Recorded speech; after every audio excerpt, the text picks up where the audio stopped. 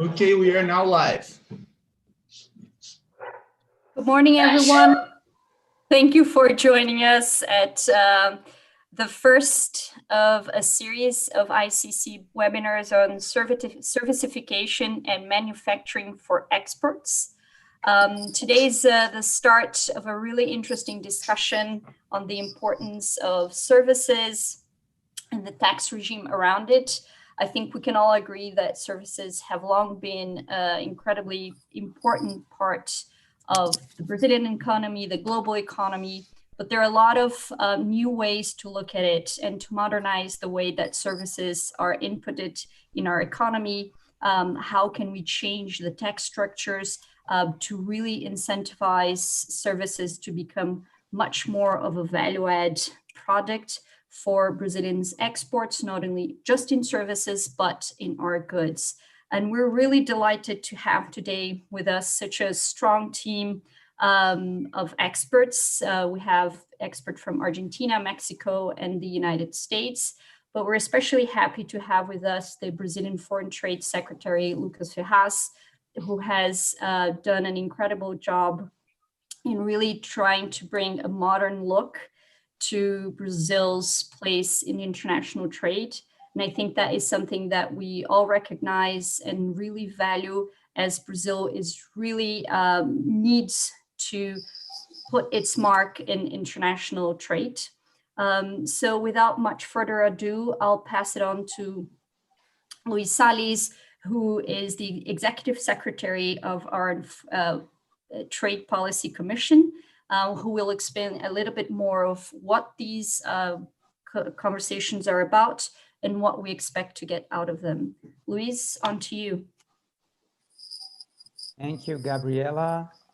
Let me start off by thanking you, Leonardo, and the ICC for setting this up, and for all your support for the work of our commission. I mean, as a pro-business organization and commission, the ICC is very pleased to provide a forum to discuss the interaction between services and export competitiveness from the angle of customs regimes, which is by and large, I think, uncharted waters in Brazil and in many countries. So let me provide a bit more context about the series before you all hear from those whom you really want to hear from, which is our Secretary of Foreign Trade and our stellar panel of speakers that I will introduce later. Now, the title of the series is Servicification and Manufacturing for Exports, Customs Regimes and Services Inputs. As Gabriela mentioned earlier, this is a webinar series. Today, we will cover the Americas. We have representatives from Argentina, Mexico, and the US.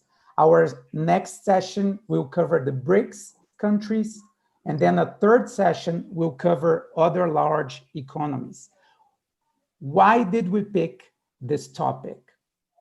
Well, the global economy of today is a services economy. According to UNCTAD, in 2017, services amounted to more than 64% of the global GDP. While the importance of the services sector is not fully reflected in traditional international trade statistics, measures based on value added indicate that services value added in exports can be close or sometimes higher than goods exports in many developed and developing countries alike. There appears to be a growing consensus in the economic literature that services that are linked to exported goods or embedded or embodied in exported goods are a key factor for the competitiveness of goods exports of a country. And this is what some have referred to as the servicification of manufacturing, the reason for our title. Take the case of Brazil. There's one study that says that in 2015, goods exports contributed 171 billion reais in services value added to the economy. That means goods exports are largely influenced by services that are related to those goods. The total services value added in exports of goods is actually higher than the gross services exports, okay? Now, despite this relationship between goods and services, which are very much linked for the purposes of exports, our Brazilian regime in Brazil for processing goods for exports, which the Brazilians will recognize as the drawback regime, does not exempt or suspend taxes or charges on services inputs for exported goods. That means that we are effectively exporting taxes when we export a good in Brazil. Now, the question that arises to us is then, could the Brazilian customs regimes somehow cover services in order to avoid that issue that harms our export competitiveness? So this is the background that we sort of keep in our minds in order to engage in the discussion of today. Now, in order to address that question, this webinar series will basically discuss two questions. First, to what extent do current customs policies, in particular, drawback regimes or inward processing regimes, cover services inputs to exported goods or services linked to goods exports? The second question is, to the extent that customs policies are actually discriminating services inputs compared to physical goods inputs, should those customs policies be adapted in light of the fact that the economy of today is a services economy? So the webinar series will address these questions based on an examination of customs and tax policies of various large economies from different regions of the world. We will have experts from several countries invited to describe the main feature of their own country regimes, and then discuss the extent to which these regimes address services. Today, our Brazilian Secretary of Foreign Trade will officially open our session. Some of you may know that Mr. Lucas Ferraz, Mr. Secretary, is an enthusiast of the goods and services nexus, and that he has spearheaded a number of changes in the very structure of the Brazilian Secretary of Foreign Trade, taking into account this goods and services nexus and sort of trying to tear down the policy silos between services and goods that are so much of a hallmark of 20th century trade policies. I cannot thank the Secretary enough for his support to this discussion, particularly in these difficult times for most of us, and certainly for those who work in the trade space, which I think has been completely disrupted by the current scenario. Now, thank you very much, Mr. Secretary, and please, I mean, you have the floor. So thank you, Gabriela. Thank you, Luiz, for the kind words. Good morning to all our attendees. I would like to thank the International Chamber of Commerce for this invitation and for the opportunity to discuss such an important topic on international trade, such as services. Well, as the Secretary of Foreign Trade at the Ministry of Economy in Brazil, one of my top priorities is deepening Brazil's integration into the world economy and global supply chains. This is a very important and necessary step to foster Brazilian companies' competitiveness and hence contributing to productivity growth and long-term economic development in Brazil. When we talk about trade and trade policy, we are used to immediately think about ships, containers filled with goods, and import tariffs. But that's not the whole story about trade and trade policy anymore. Nowadays, the services sectors, as Luiz already said, accounts for nearly 70% of world GDP. While we have been witnessing a consistent decrease in the share of manufacturing over GDP across the globe, the services sector has been expanding. Moreover, Recent data shows that services exports are growing faster than manufacturing exports. When considered on a value-added basis, services trade accounts for nearly 50% of world trade. In Brazil, according to the latest data available from the TIVA database, and based on OECD calculations, services accounted for nearly 40% of the added value embedded on Brazilian exports of manufactured goods. Broadly speaking, on a value-added basis, services corresponds to nearly 50% of total exports in Brazil. So as I used to say, Brazil is a services exporter. This is the so-called servicification process of the world economy, the increasing importance of services embedded in countries' industrial production. Moreover, with the ongoing development of the digital economy, more services will be delivered, that is traded digitally. Though it's obviously no reason to celebrate, this tendency is expected to be reinforced by the COVID-19 pandemic. In this sense, while barriers to trade in services are less visible and thus harder to measure than tariffs, they are no less important. Reducing bureaucracy and relieving the tax burden on services that go embedded on goods exports are essential.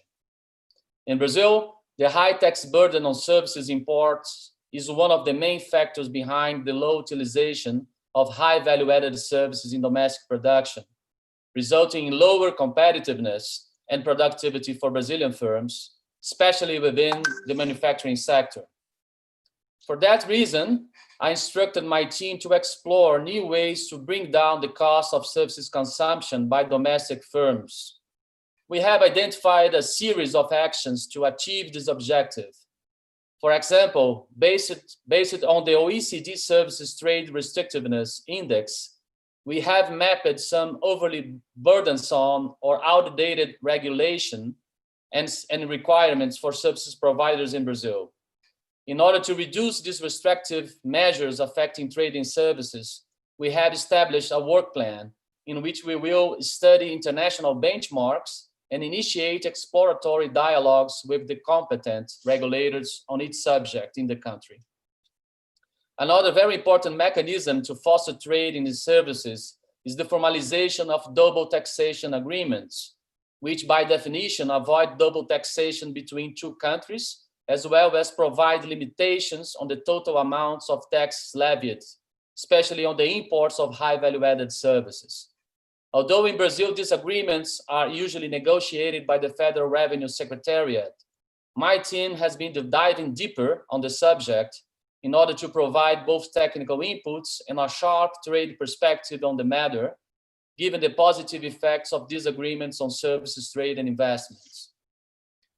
Lastly, and related specifically to the topic of this webinar, one other action we have identified to promote services trade in Brazil, and especially services imports, lies on the improvement of special customs regimes for goods exports.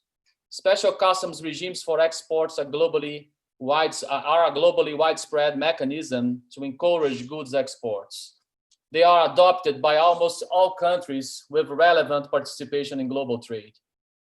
The drawback regime is the main special custom regime in Brazil, benefiting companies of several sizes and from different sectors. Given the country's distorted tax system, the drawback regime assumes an even more decisive role in inserting Brazil into global trade, contributing to country's economic development. Over the last recent years, nearly 23% of Brazil's merchandise exports were made under the drawback regime. Given the increasing importance of services to global competitiveness of merchandise exports, corroborated by several and well-published empirical studies in the field, a natural step forward for policymaking in Brazil would be to include intermediary services under the drawback regime. With this question in mind, and with the objective of bringing clarity to all stakeholders in the country, the Brazilian government has commissioned an international benchmark study to deepen the subject. Therefore, I believe this webinar, promoted by the Brazilian Committee of the International Chamber of Commerce, ICC Brasil, will be extremely important to highlight the role of the services sector for different economies around the world, and more specifically, to share experiences with regard to fostering trade in services and promoting export competitiveness. I'm looking forward to hearing the experiences from Argentina, Mexico, and the United States on this matter. This debate will certainly provide important insights for the future discussions in Brazil. I would like to thank again the organizers for this opportunity and the speakers for their time and experience sharing. Thank you all, and I wish you all a productive debate. Thank you very much, Mr. Secretary. We're honored for your participation and very much encouraged by your words.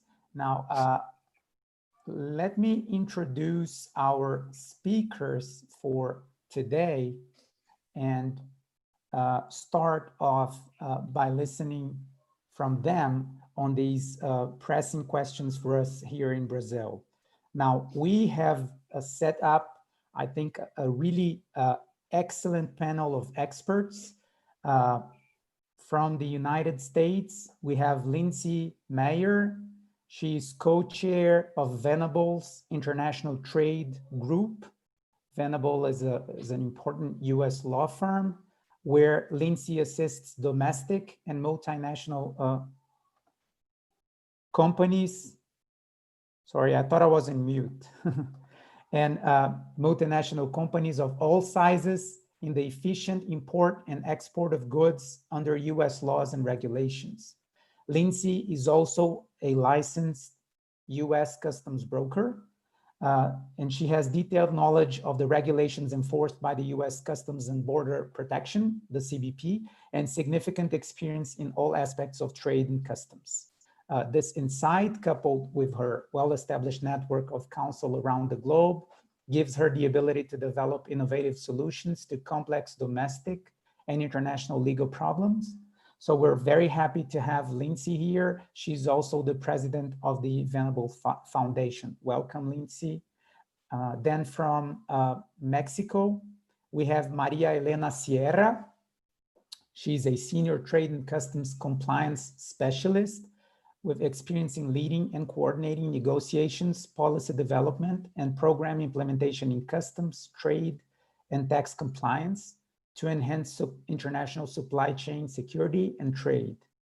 María Elena Sierra is currently the operations manager for Grupo Prodensa, where she manages the operations of more than 70 manufacturing and maquila companies established in Mexico. She also has government experience. She is a former government official in Mexico responsible for the certification of trusted traders, closely linked to the maquila and manufacturing program, which we will hear about soon, known as the INMAX. She was in charge of the International Affairs Office related to trade audits and investigations. She was also part of the negotiation team for the modernization of NAFTA, for customs facilitation and enforcement, and verification of rules of origin, and into other international negotiations. She also initiated the Authorized Economic Operator Certification Program in Mexico and has been certified by the World Customs Organization as an AEO, Authorized Economic Operator expert, and has collaborated with a number of organizations in that regard. Then from Argentina, we have Shunko Rojas, who is co-founder and partner at Quipu Advisor and invited faculty at Harvard's Institute for Global Law and Policy.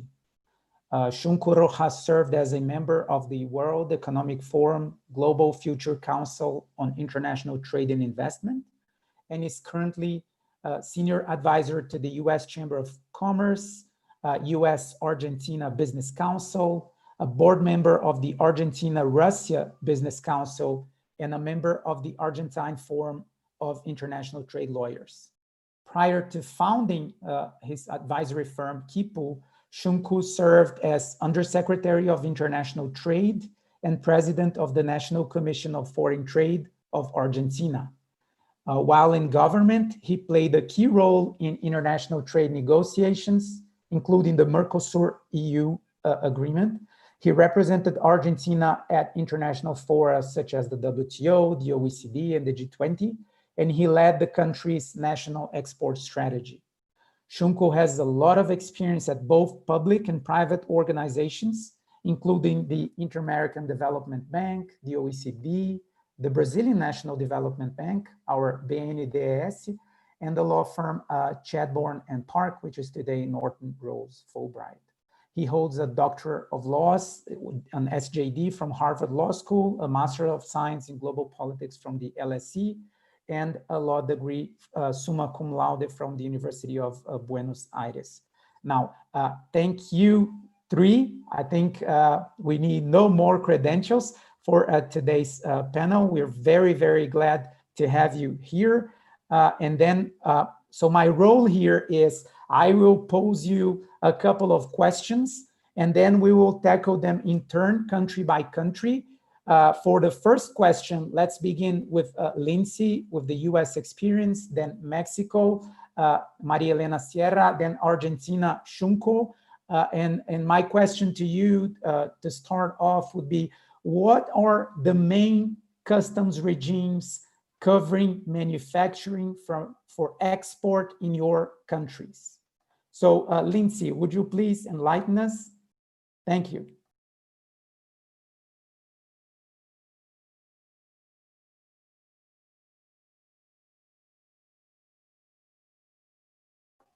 I think Lindsay may have a connection issue. So let me jump off to María Elena. If you would please start with the Mexican experience, and we will come back with Lindsay later. Thank you, María Elena. Thank you, Luis. And well, thank you all. Thank you for the invitation, and glad to be here with my colleagues and be able to share some experiences with you. The main custom regimes in Mexico. We have 6 different custom regimes, but I'm going to focus first in this segment on one. Obviously, we have the definite custom regime, a temporary import custom regime, a goods in transit, among others. But I'm going to focus on the temporary regime, considering today's objective. The temporary regime is closely linked with the IMEX program. Without, one doesn't work with the other, without the other. What I'm trying to say here, the IMEX program I know we have mainly people from Brazil and from other countries, is what's known outside of Mexico as the Maquila program, the export manufacturing program. So what several decades ago Mexico came up with was a program that would allow companies to establish in Mexico, promote obviously jobs, promote knowledge within our companies, produce and then export. And hence, as you mentioned in your introduction, this wouldn't be taxed because it's not a good that will be consumed in Mexico. It's mainly manufactured in Mexico, being exported. Today, we have a really good amount. I'm going to give some data a bit further on companies that have been established in Mexico, and it's actually been a success regarding for certain industries, for the automotive industry, for the aerospace industry, and also for the home appliances are some that I can mention that most of the production supply chain it's within Mexico. The import regime, the temporary import regime allows the companies to import the goods, as the name says, temporarily from 6 up to 4 years. Mainly the average is 18 months. The purpose and the logic behind it would be you're importing the good, manufacturing it, exporting it. After the program started, we added a second, I would say a benefit, or considering that you have different companies along the supply chain, you're allowed to transfer, and we call it here in Mexico virtually transfer, because at the beginning how the public policy was designed and the programs were designed, it meant that the merchandise had to enter into Mexico, you do part of the production, and as you know, the final product goes through different hands and processes. It's not common that one company would would do the whole manufacturing process. So what was happening is that you had to export the goods and then bring it back. Doesn't make any sense for logistic costs. So what we do is you produce it, virtually transfer. That for customs is you do an export and an import document, and it's still and that temporary time frame starts counting again for 6 months. So you're allowed to be transferring the goods until the final product is done and it's exported. What are the benefits regarding the taxes that you mentioned, Luiz? Actually, the goods don't pay duties. They still do have to comply with official norms and other regulatory restrictions. That's for security. But they are also allowed if they have as I mentioned, you cannot import temporarily without an IMEX. If you have an IMEX and a VAT certification, that again, those two are linked together, and I'm gonna comment a bit more about those adding programs. And I heard the secretary mention that sometimes we have administrative burdensome trying to do trade facilitation, but at the end it becomes a spaghetti of different processes to finally get that benefit. I'll come back to that. But if you have a VAT certification that's given by the Tax Administration Service, it also allows you not to pay the import tax, the VAT import tax. So you're not paying duties, you're not paying import taxes. And when you virtually transfer it, again, they're not paying. And the VAT is not that it's waived or it's a 0%, the import VAT. The benefit is that they give you kind of a loan, no? They account that amount, but when you export or virtually transfer the merchandise, they would debit it, no? So you paid for it, and then the loan is the one who's importing already. It also gives other benefits, many administrative benefits, and it gives one that for me is also important, the goods that are consumed in Mexico that paid VAT, when you can recover that tax at the end of the year it's actually monthly, in a shorter time frame. Usually it's a 40-day, so you have a benefit of having it back on a 10, 15, or 20 days, depending what type of certification you have. So it is a program that does, at least for the manufacturing company, gives them tax benefits, gives them administrative and custom benefits. We're moving forward with the trade facilitation agreement towards giving benefits to all and make the process easier.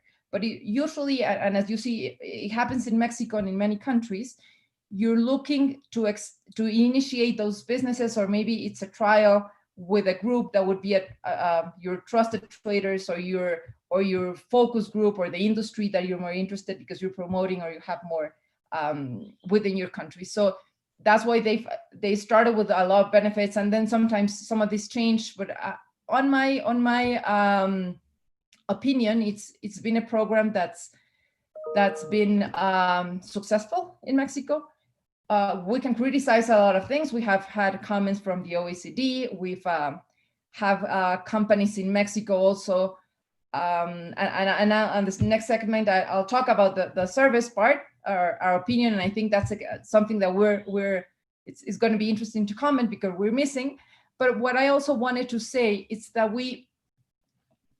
with a program, and it started decades ago, with a lot of benefits and maybe not many controls, or we had controls and we let them, it had so many controls and then you're not really enforcing them.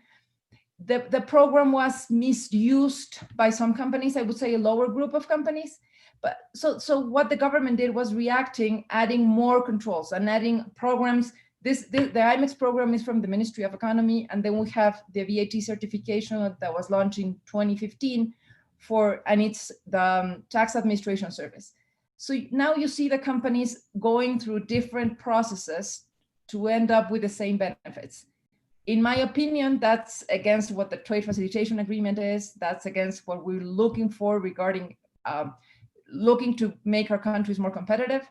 I worked on trade audit. I worked at the tax administration more on the dark side that we call. And I understand and I've seen what the problems that the government faces.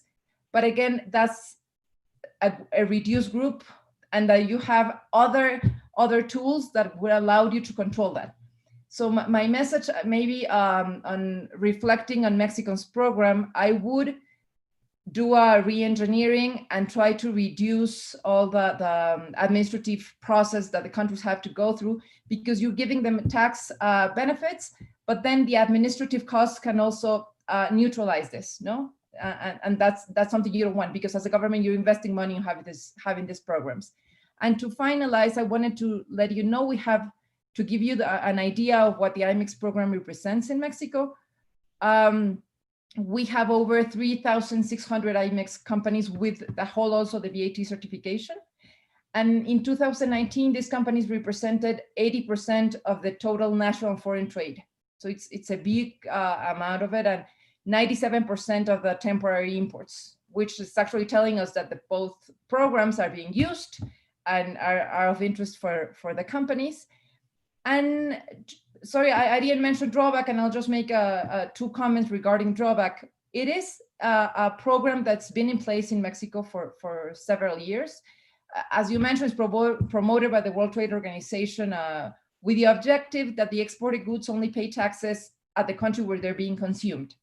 And with that logic, in Mexico, it does allow you to recover the import tax on any good incorporated into domestically manufactured goods that are being exported. Under the Drawback, you cannot ask for the Drawback if for temporary imports. Those are for definite imports that pay taxes. So since we have the other program, and Mexico has signed a lot of trade agreements. We have over 13 trade agreements with 52 countries. This one has been used less than the IMEX. No, but it's still in place. It's still being of benefit for some companies, and I wouldn't say it's not useful. It just, the impact is less than the IMEX program. Thank you very much, Maria Elena. I think we have very interesting insights in your presentation for Brazil. One is, as you have more free trade agreements with other countries, there's a tendency that the drawback regime becomes less important. The other thing is the Maquila program is much more important in economic terms for Mexico than other programs, which may be different when we speak about our Mercosur reality, I think, Shunko. So if you would please address the main regimes in Argentina. Thank you very much for joining us. Thank you, Luis. Bom dia a todos. Good morning, everyone. It's a real pleasure to be with you today and share this panel with such distinguished speakers. I'd like to thank Gabriela Dorliac and ICC Brasil for the invitation, and in particular, Luis Salles for this kind of invitation. So let me give you a brief overview of the main customs regimes aimed at fostering exports and increasing the competitiveness of exporters in Argentina. We have basically three types of regimes of benefits: tax rebates schemes, temporary import regimes, and tariff exceptions for the import of capital goods. So let's address first the tax rebates. We have a general regime for tax rebates for exports, which is called Reintegros a la Exportación, which grants exporters of products covered by the regime a refund of the fixed percentage of the FOB value added to the exported goods. The rates are determined by the decree and for each of the tariff positions covered, and they are intended to partially or completely offset the taxes that were paid during the production cycle of the exported good in Argentina. The rebate rates range from 0 to 8.5%, depending on the specific product, and is not applicable to exports to Mercosur countries. Then we have the drawback. It's a very well-known regime, which grants exporters a refund of import duties, statistical fees, and VAT paid over imported inputs, which are used for the production of exported goods. In order to benefit from this regime, the imported good must have been transformed as a result of the production process in Argentina before being re-exported. And finally, we have a regime called Régimen de Recupero de IVA, a VAT recoup regime, which is important because it also applies for services. Under this scheme, export operations are exempted from the VAT, so exporters can recoup the amount withheld by their suppliers on account of VAT with respect of the goods, inputs, and services which were used in the production of the exported good. So then we have the temporary import regimes, and here we have basically 4 types of regimes. One is a temporary admission, the other one is customs factory, the third one is free trade zones, and finally the temporary import for capital goods. The temporary admission regime, it's also known as CTIT, Sette, grants exporters an exemption from paying all importation taxes and duties, and this includes import duties, statistical fees, VAT, income tax, and when applicable also anti-dumping and countervailing duties over the inputs which were used in the production of goods intended for export. Then we have the customs factory regime, which is basically the same as CTIT, but the only difference is that it allows the beneficiary company to postpone the payment of taxes until it determines the destination of the final good. So the company will have to pay when it is destined to the domestic market. It won't have to pay when it goes to exports. And this is a regime that is only used by the automotive industry. It's been very successful, but it's only used by automotive companies. Then we have the free trade zones regime, which is, as you know, a very common regime implemented in several countries in the world. In Argentina, we have 9 free trade zones, but actually the operation of these zones is quite deficient. And we have actually only 2 or 3, maybe 4 free trade zones that are actually used and effective for private companies. And finally, we have the temporary import of capital goods, and this regime grants exceptions of payment of import duties for the import of capital goods for a limited period of time, very similar to the regime in Mexico, for products which are either not produced in Argentina or not available in the domestic market. Then the imported capital goods have to re-export it before the expiration of the agreed period of time. Finally, we have 2 special regimes. One is a special regime for import of machinery used in large investment projects.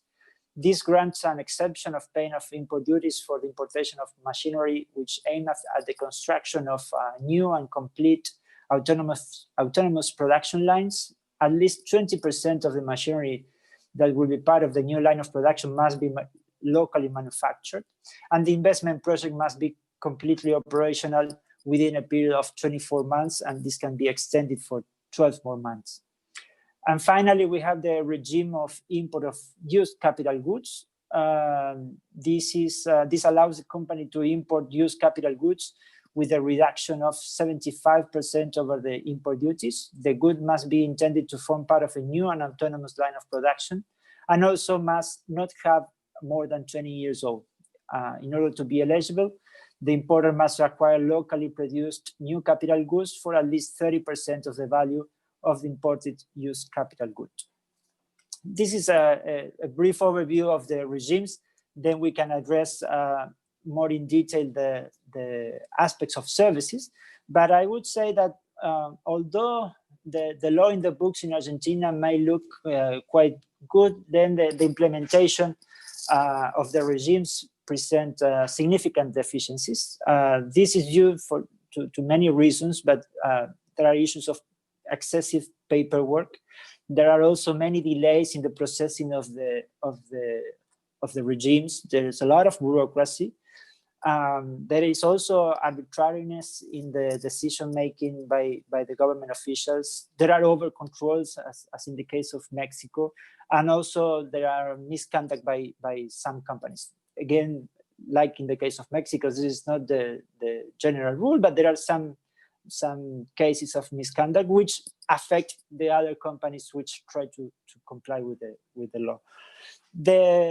Most of these regimes are used basically by large exporters, large companies, and I think that this is a great challenge that we all face. As you know, SMEs are the heart of the productive structure in our countries, and also account for a large proportion of the exports of our countries. However, they do not have the capability to adapt their processes to and benefit from these export regimes. And I think that this is one of the greatest challenges. In recent years, we have, the government has made an attempt to modernize and upgrade these regimes, and there have been significant improvements, particularly in terms of digitalizing the processes. Second, reducing the time lead for granting the exemptions, and also streamlining the process. For example, by not demanding the company to present paperwork or requirements which are already presented in other parts of the government or in previous stage of the process. And this has been very, very helpful. However, still there are many things to improve. There's a long way to go. And again, I think there is a critical need for training, capacity building among SMEs in order first to learn about these opportunities, because most of these companies, they do not even know that these benefits exist, and then training them on how to take advantage of them. So with this, I close and I continue with the next questions. Thank you. Thank you very much. Shunko, again, I think we have a lot of similarities and then possible comparisons with the Brazilian case. I'd like to hear from Lindsay. Please, Lindsay. Thank you, Luiz. Tell us a little bit about the US experience. Yes, thank you. Greetings to all from Washington, D.C. And thank you to the ICC, the Secretary, and my co-panelists. Lindsay, if you would increase your volume, I think, a little bit. How is that? Is that better? Okay, perfect. And I'll move my microphone. My internet is not perfect here, but greetings to all. So the U.S. has in its place a system that has established foreign trade zones and drawback and some of these other regimes since the very earliest foundation of its Tariff Act. And so these regimes have been well established in our manufacturing operations and ability to trade with our neighbors. Really, the peak in manufacturing in the United States hit in the 1970s. And since then, the US has really transitioned from a manufacturing stronghold and an industrial economy to what is now more of a service-based and developmental design and the like for intellectual property. And so the regimes have remained relatively constant, but I think the administrations over the course of the years have tried to adapt by expanding the opportunities for companies and easing some of the administrative burdens to again support domestic manufacturing that did remain to remain competitive with our global neighbors. I'll just focus on three primary special regimes that seem to have the most impact with our manufacturing and export of goods. Those would be drawback, as we've heard from others, free trade zones or foreign trade zones as well, which are very, very common in the United States, and then the ability for a temporary import under bond, which is less frequently used, but less formalistic. So certainly the goal of each of these programs has been to encourage domestic manufacturing and to support export for global sales, as our various industries have been developing over the years and transitioning. So the drawback, like in the other countries that we've heard from, drawback is a regime where the normal customs duties are paid at the time of importation to our customs and border protection, but then they are refunded at 99% when the goods are exported, or when goods that are manufactured from those imported components are further manufactured into goods that are completed and exported. There are several different mechanisms that can be applied during the circumstances. So for example, it can be a direct identification. If one import comes in, one import goes out, you're matching it piece for piece, if you will. That's one method. There's a method for unused merchandise, for example.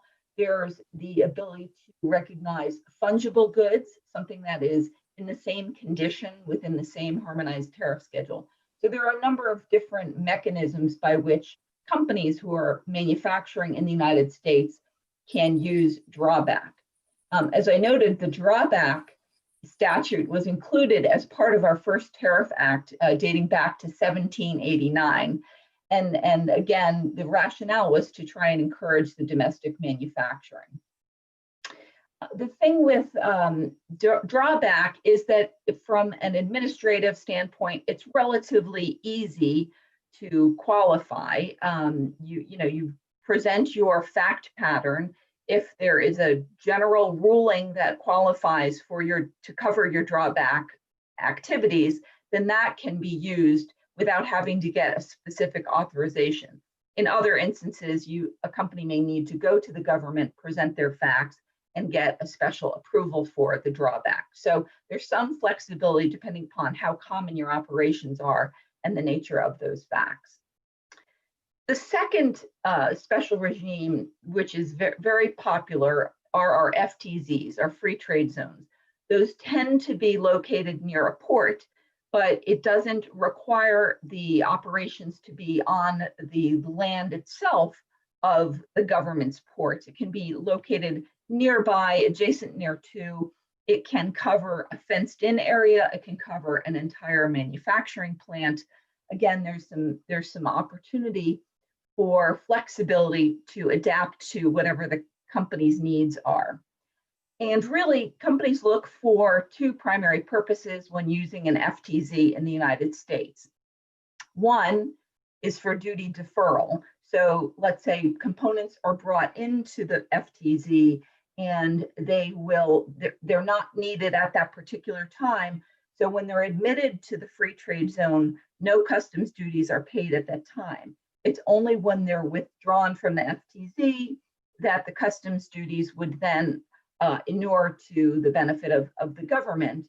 And so that allows for the duty deferral for the time period that the goods are within the FTZ.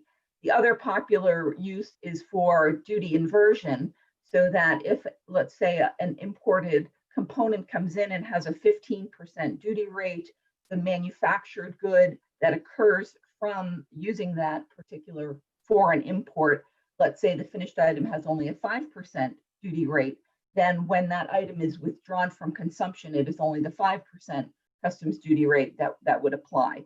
So those are the two primary reasons that companies look for benefits: duty inversion, duty deferral. And the manufacturing operations that can occur can be any number of different areas of industry, everything from petroleum to the manufacture of consumer articles. It's not limited specifically to certain items. It's more what occurs, the processing. The FTZs do have a bit more of an administrative burden. You have to present an application. It must be approved, reviewed, and approved by the FTZ board, which is a quasi-governmental organization that examines for consistency purposes. There is some auditing requirements. There's some reporting requirements. So again, it's a bit more administratively costly and a bit more burdensome than certainly applying the duty drawback, which tends to operation more automatically. According to the FTZ board's report from 2018, approximately 10% of foreign trade passed through an FTZ in the United States. These, as I noted before, they have a long-standing history. FTZs were first approved and stood up in 1934 with the recognition of needing to support domestic production while also providing some cost benefit to manufacturers who are looking to perform that manufacturing on US soil. And finally, the third special regime is a temporary import under bond, or what's known as a TIB. That's another common method used to avoid the payment of normal customs duties for an imported good that will shortly thereafter be re-exported from the United States. So there's a time period that the export must occur within, or the customs duties will then become due and owing. What's interesting is we too, as some of the other panelists have discussed, have many different free trade agreements with our neighbors and friends. As many of you know, we've had several of those under review under the current administration. And one of the, I think, interesting points is a very common free trade agreement with our direct neighbors, Canada and Mexico, was NAFTA, which was put in place.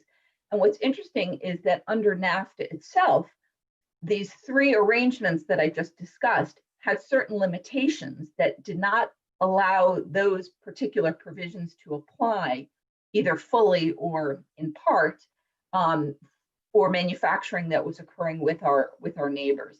So what we have now seen under the new regime that's going to go into effect on July 1st, the USMCA, as it's called, the new NAFTA or NAFTA 2.0, that was a huge point of contention with domestic manufacturing that was trying to, revive itself amongst certain industries. And so that was a key issue for the negotiation, was to now allow certain of those regimes to be more fully recognized as part of our new USMCA agreement.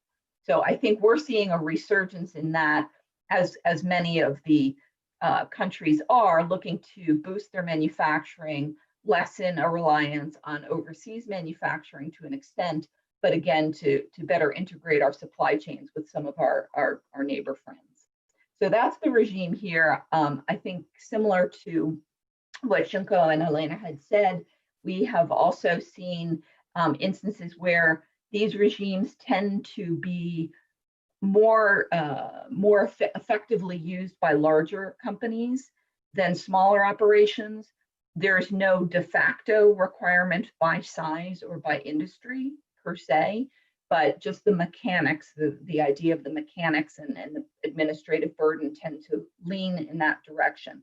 So I think the government also needs to, the US government needs to pay attention to that, to see, while there's this benefit that's provided, does the cost outweigh the benefit?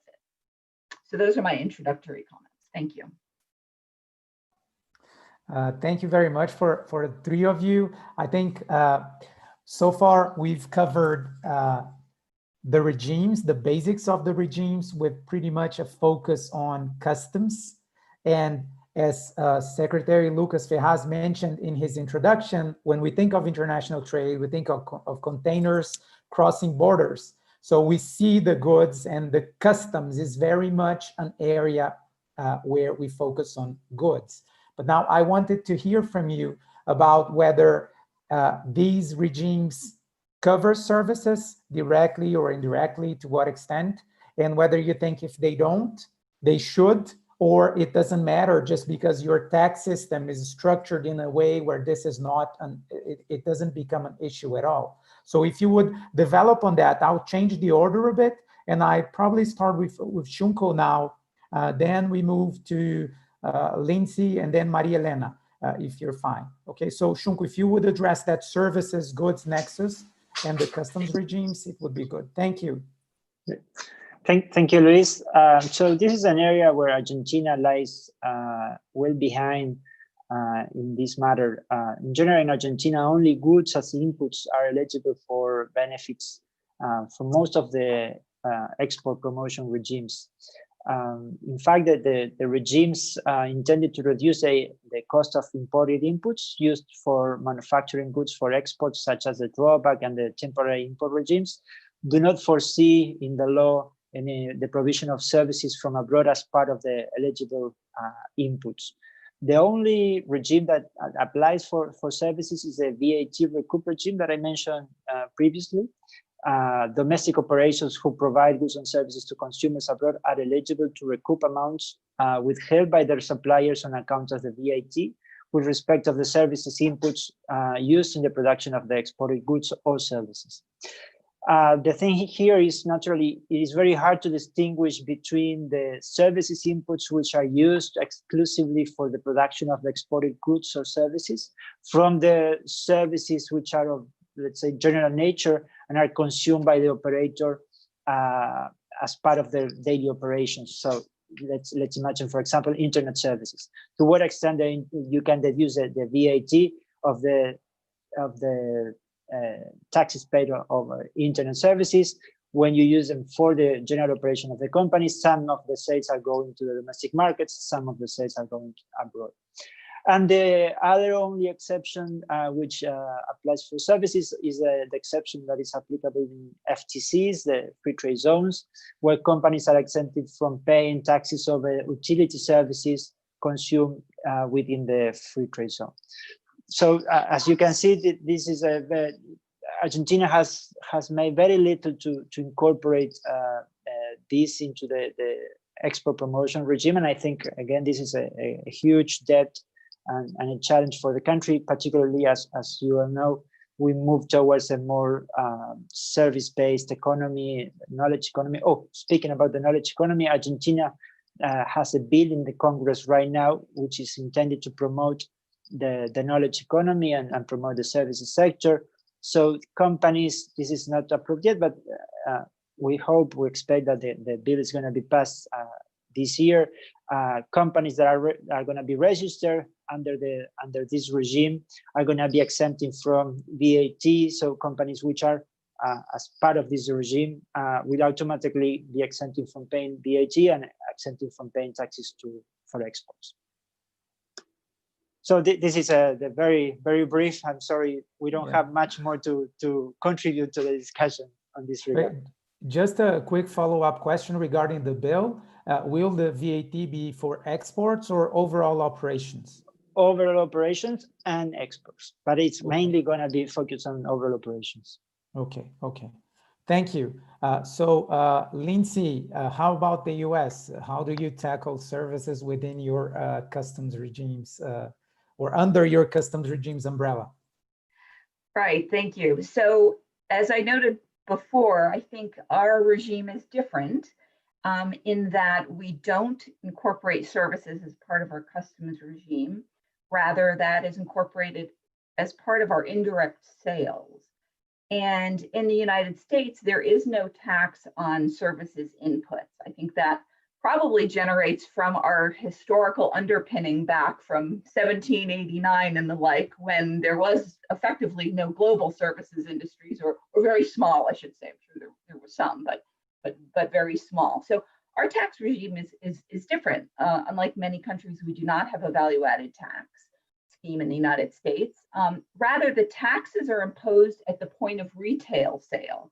And in addition, the taxes are not levied at a national level, but rather the tax authority is granted to the 50 individual states, as well as cities and towns, localities as well. And each state has the authority to assess the level of sales tax that it requires in order to conduct its administrative support for its citizens. It's interesting that currently 5 states do not impose any US sales tax for the sales made within its boundaries at the point of sale. We do see that some towns and cities apply an additional tax. So you may have a state tax as well as a city or local tax.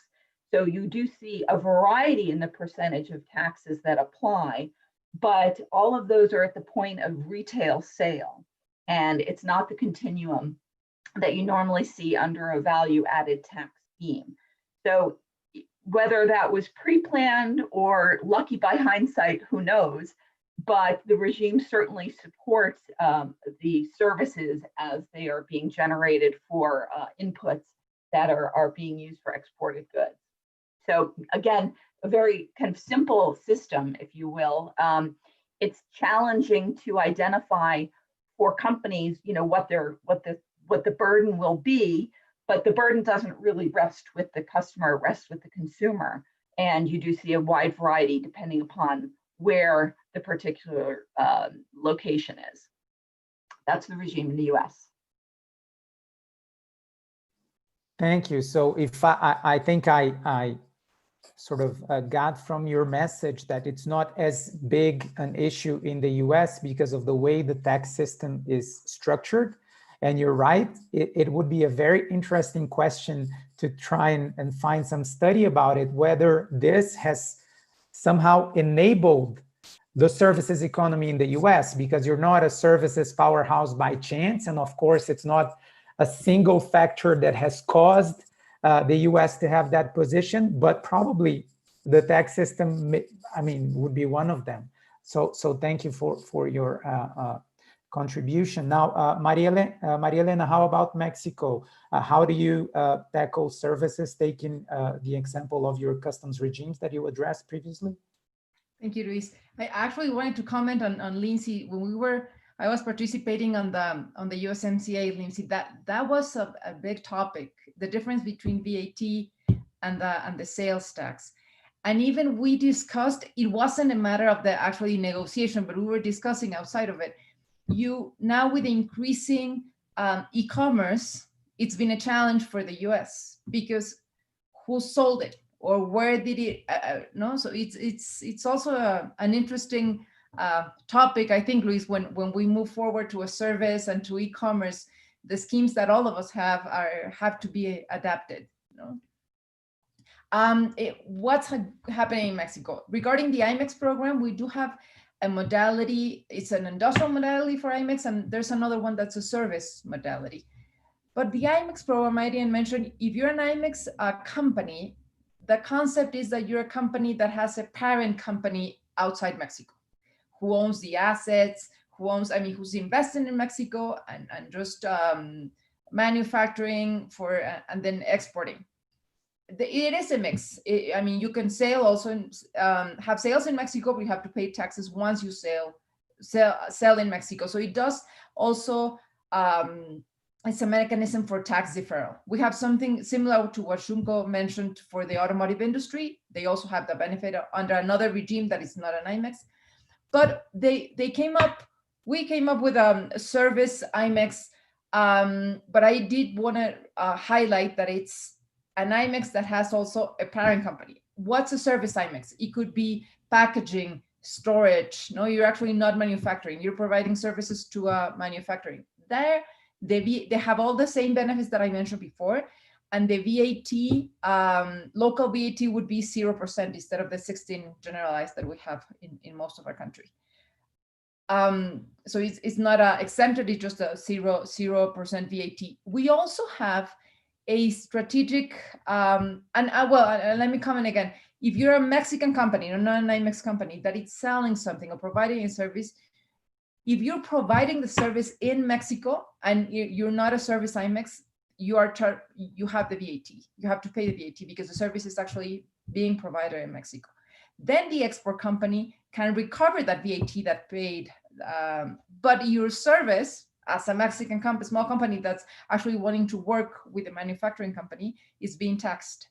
So it's, and if you have an IMEX service company that's providing the same one, then that's my opinion. I think we should look into it a bit more if you want to promote local companies to provide services to the manufacturing big companies. I also want to highlight what Shunko mentioned. Usually these programs are being accessed by big companies. When I give you a numbers, 80% of trade, yes, but only 3,000 of companies, over 3,000.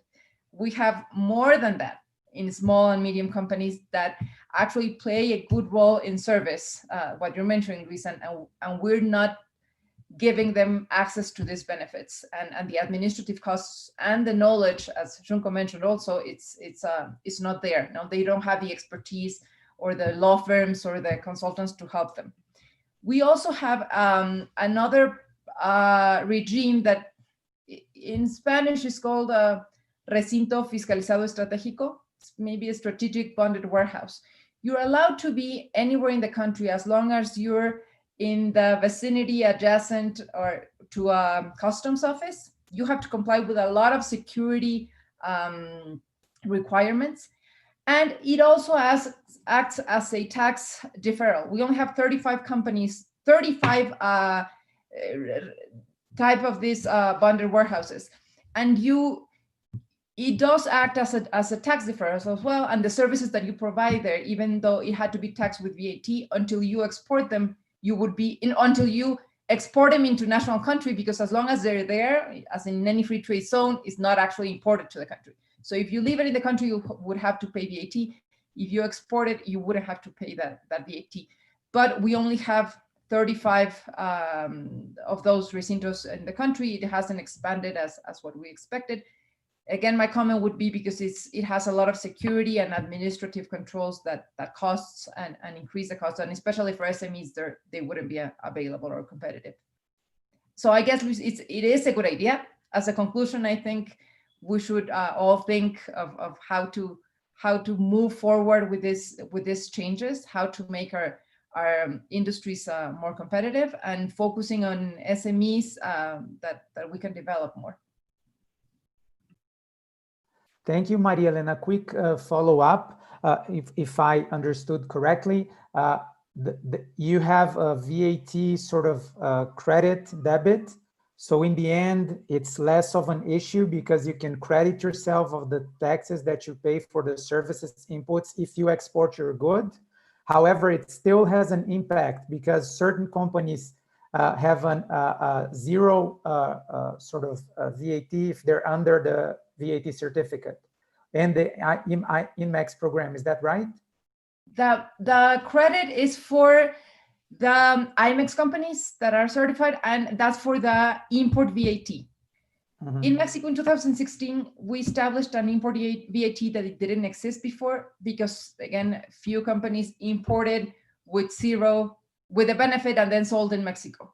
It started virtually transferring, and when customs tried to keep track, the goods were already sold in Mexico with no tax, so it wasn't a fair competition.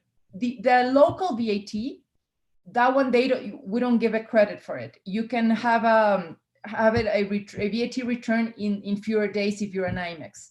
So those benefits are actually for IMEX programs, not for local companies. If you are actually providing or selling a good to a manufacturing that's going to be exporting, then it's zero. But the VAT still has to be paid unless you're in a service IMEX. That would be the only exception. Okay. Or if you're in a free trade zone, but it doesn't have a bigger impact. At least it's not what you're proposing. It's still limited. Yeah. So we had a question from the audience.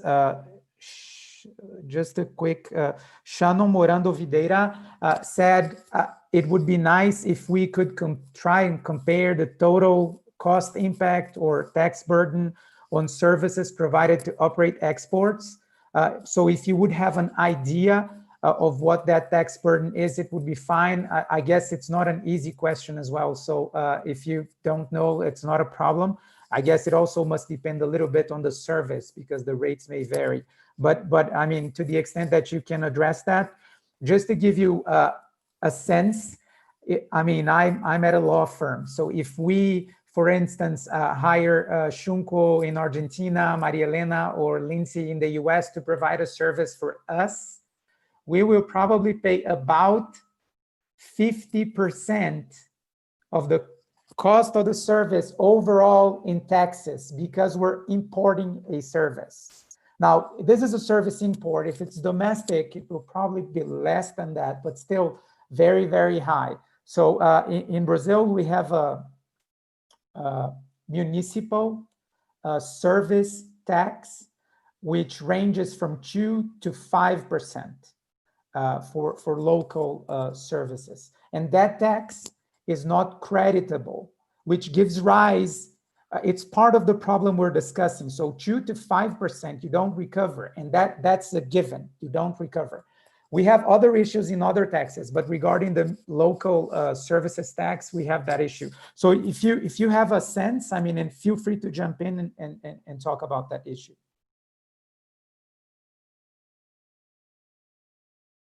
Oh my God, I would say it's a really interesting country, but I don't have a number right now, Luis. But no, I haven't done those numbers in my mind.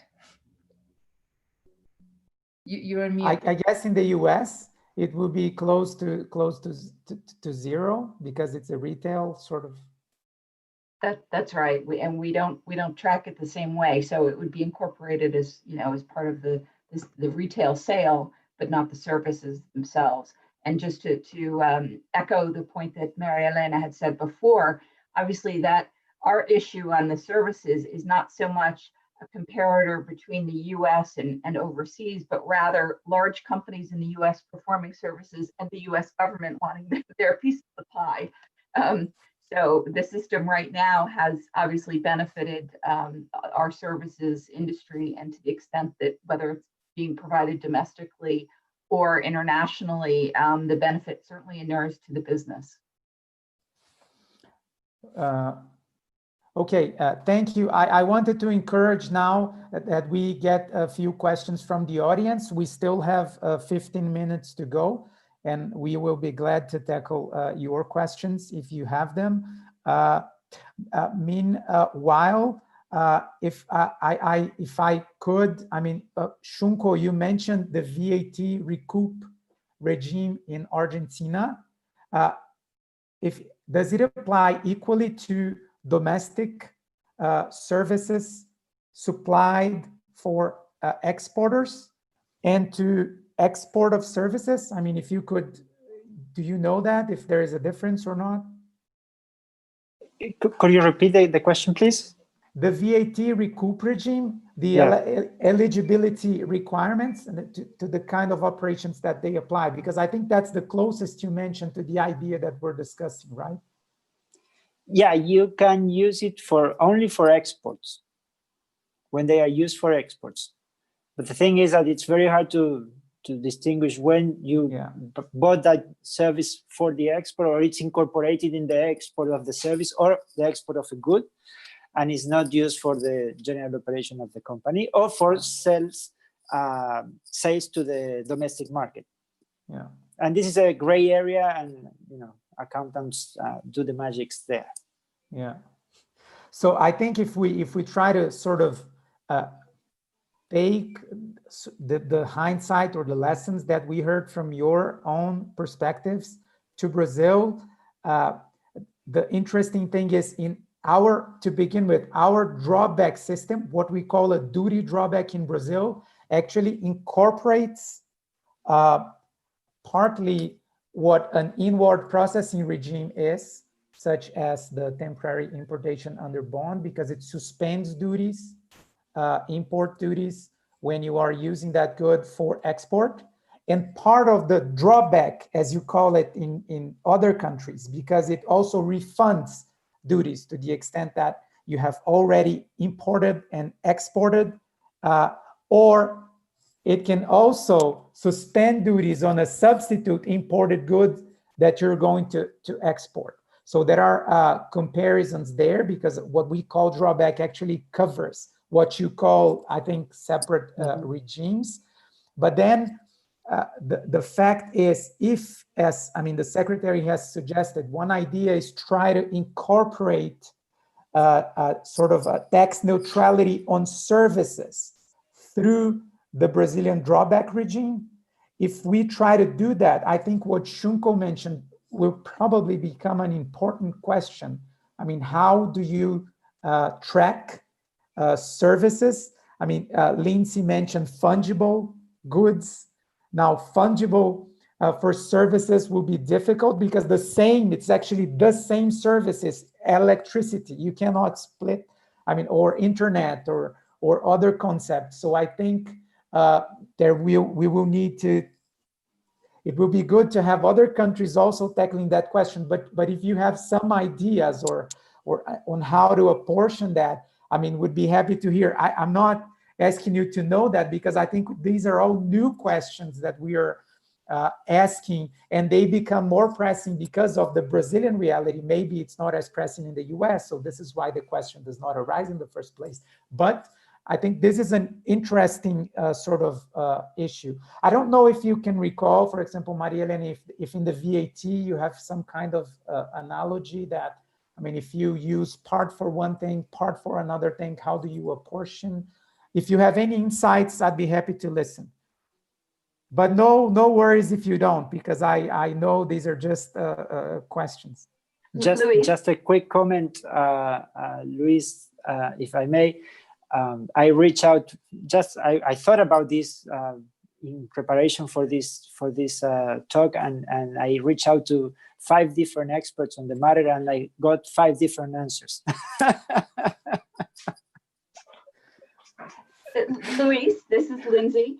So I think the closest analogy that I could look to would be kind of the legal fallacy, if you will, under a foreign trade zone that operates for a refinery. And I've had experience in this, where you're bringing in crude and then you're manufacturing, you know, any number of different products therefrom, and the allocation process that follows from that. It is a legal application in and of itself, pure and simple, drawn up, but it would seem to be something along those lines where you could, you know, apportion accordingly based on a gap principle or the like. That's probably the closest that I've seen to what you're describing.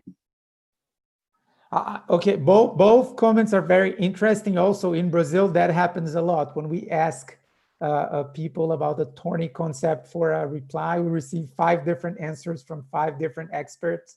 That's not very helpful for business looking for guidance. And Lindsay, I think your comment is very interesting. Maybe one analogy is to liquids, just because, I mean, services are sort of fluid. If we think of, they're intangible, liquids are not, but I mean, if you talk of apportioning oil or water or fuel, that may give us sort of at least about some services, a way forward.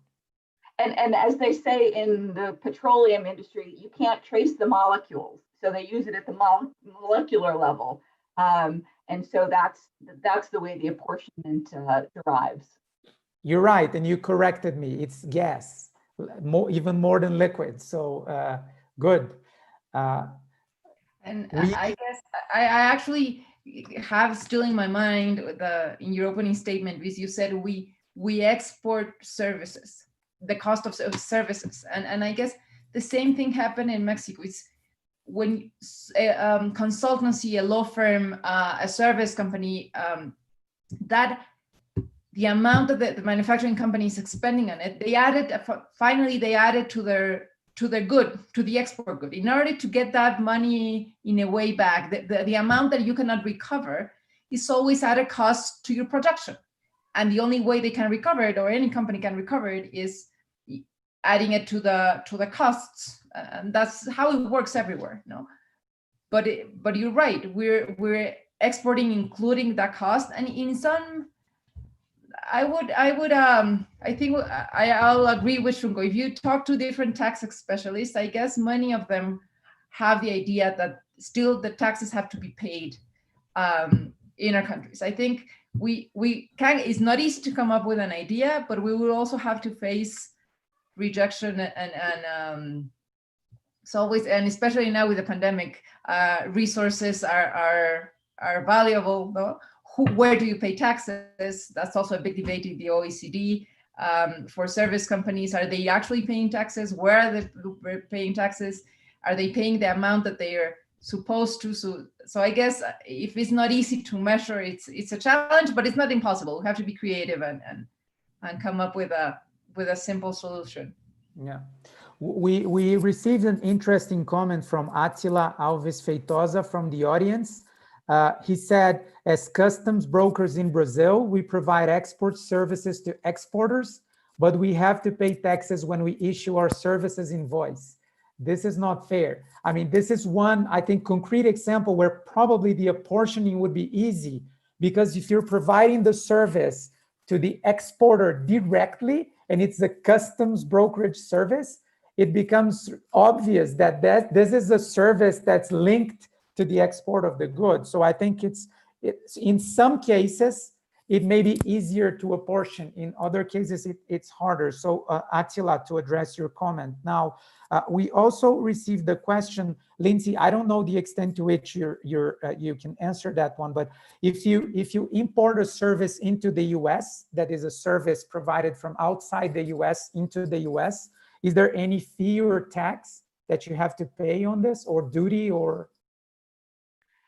There would be no customs duty per se, and I'm just thinking, not that I can think of at this point. but I would have to just double check. I'm not a tax lawyer. But from the customs, nothing is drawn to mind immediately though. Okay. What is important, I think, Susie, also to think of is because, I mean, when we talk taxation overall, that's part of the taxation for import and export of services, which is income-based, completely unrelated to customs. Now, that part we're not addressing here because I think it would open up a completely sort of different set of discussions. Because it depends on where the revenue is being generated, which is also a huge discussion. By the way, we have discussed about the difficulties in apportioning, but there's another difficulty which is related to that, not to the goods services nexus so much, but the question whether what is a service export, which in Brazil, I don't know if that's the case in your countries, is still unsettled. And I mean, if you ask a tax person what a service export is conceptually, we have a number of guidelines and rules and legal opinions from our internal revenue services, but you read them and I mean, it's very, very hard to come up with a conclusion. So we are talking about the goods services nexus, but there's also a pure services question about what a service export is. In a way, I think it evokes the difficulty in apportioning a service that is partly used for export and partly used for domestic or general operations, as Shunko mentioned, because services are difficult to pin, right? And Leo, do we have any other questions from the audience? Because if not, I wanted to give a minute to each of our speakers for any concluding remarks. No, I think we can go to the final remarks. Okay. Thank you very much to each of you, Secretary Lucas Ferraz, Lindsay Meyer, Maria Elena Sierra, and Shunko Rojas. It's been a real pleasure to have that discussion with you. And I think for the Brazilian audience, we are thrilled with the sort of insights that you provided. At the Commission, now part of our task is to continue providing that forum for discussion. I wanted to give each of you a moment if you want to share any concluding words, or if not, just say goodbye. Floor is all yours. Let me start now with Maria, Lindsay, because you were not the first anytime, and then Maria Elena and Shunko. Very good. Thank you so much. I think it raises a very interesting topic and one that has gained in importance certainly as the global pandemic has hit and manufacturing operations have become even more challenging and global supply chains have become even more challenging. So while the US regime is one that can somewhat be more simplistic in its view, I think there's always pressure for it to change and to have consideration to capture the services, certainly by the government and other governments around the world as they impact US companies. So I think it's something that's important for all of us to keep an eye on and to share these best practices just as we've done today. Thank you. Thank you, Luiz and Lindsay, Shunko, and Secretary Lucas Ferraz. Thank you for the invitation and for sharing your insights. You're actually, I think we end with more questions that the knowledge maybe that or the experience that we shared, but that's good. At least we have something to start thinking about and start working on.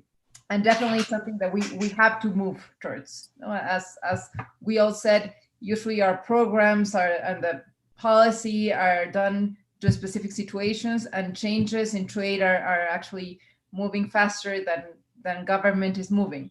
So it's also on our side from the private sector to come up with ideas to propose. Thank you very much. Thank you. So thank you, Luiz. Thank you, everybody. It was a real pleasure to share this panel with you. I learned a lot. I think this is the timing of this panel is very, very appropriate. It's I think it's a very underdeveloped area, and we are going to continue discussing this and see ways to improve the system and help private companies gain competitiveness in their exports. Thank you very much. It was a real pleasure. Well, thank you all then. With this, I think we close and conclude our session of today. I look forward to seeing you all again on June 9th, or at the date that will be confirmed, but tentatively June 9th, for a discussion covering the BRICS countries. Thank you all. Bye-bye. Thank you.